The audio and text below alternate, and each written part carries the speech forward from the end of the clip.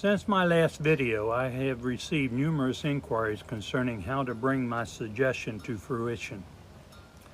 The 14th Amendment specifically refers to senators and representatives.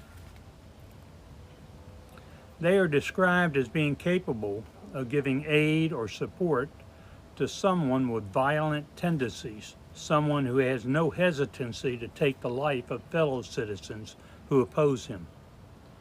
The 14th Amendment makes it clear that those putative senators and congressmen, once their evil sentiments are exposed, are no longer members of the United States Congress. There exists a congressional record identifying 197 congressmen and 43 senators who voted against impeaching Donald Trump for his actions on January 6. It matters not what their reasons were for voting against impeachment. The putative leader of the Senate, John Thune, after voting against impeachment said, and I quote, "My vote to acquit should not be viewed as exoneration for his conduct on January 6, 2021, or in the days and weeks leading up to it. What former President Trump did to undermine the faith in our election system and disrupt the peaceful transfer of power is inexcusable," unquote. These members of Congress could have abstained from voting, as some did, or they could have voted to impeach, and their actions would have been legal. By illegally voting against impeachment, they certainly gave aid and comfort to Trump. By operation of law, and in accordance with the clear intention of the 14th Amendment, their membership in Congress dissipated as quickly as the air from a pop balloon. So how should the remaining qualified members of Congress proceed? I suggest the following procedure as outlined in the Constitution.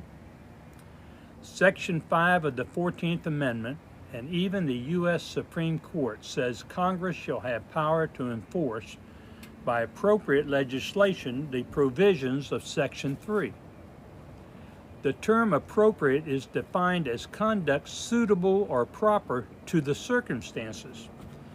The current circumstances are that there are 240 ex-legislators haunting the halls of Congress. Without so much as a courteous nod to their existence, the remaining qualified members of the Congress must, as mandated by the Constitution, seize the gavel or produce their own and pass the following legislation. All those members of Congress who voted against the impeachment of Donald Trump for his actions in inciting an insurrection are hereby declared to have ceased being members of Congress as of the date their votes were recorded in the congressional record. This legislation must be immediately endorsed by the remaining qualified members of Congress and forwarded to President Trump for his signature or veto. Of course, Trump can veto, thereby confirming the validity of this congressional action, or he can ignore it, allowing the bill to become law. If he vetoes, Congress, comprised of only qualified members, must override the veto. Even now, exigent circumstances demand that qualified members of Congress resume business.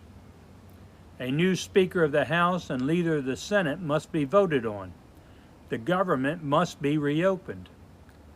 Trump's murderous infatuation with killing brown people in the Caribbean and threatening citizens in our cities must be stopped.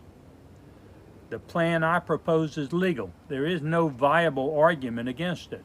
This plan is mandated by the Constitution, endorsed by the Supreme Court, compelled by moral authority, and easily followed.